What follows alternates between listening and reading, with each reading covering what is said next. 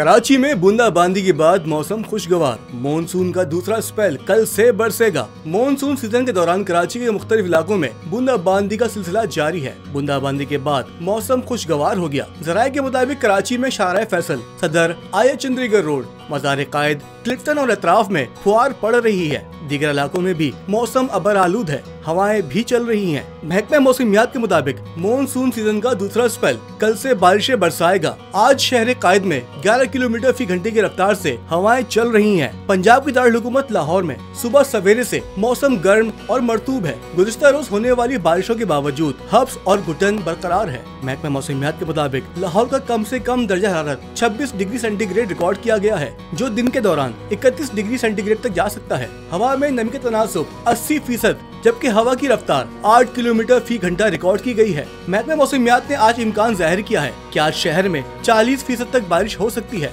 जबकि सूरज और बादलों के दरमियान आग मचोली का सिलसिला दिन भर जारी रहने का इम्कान है।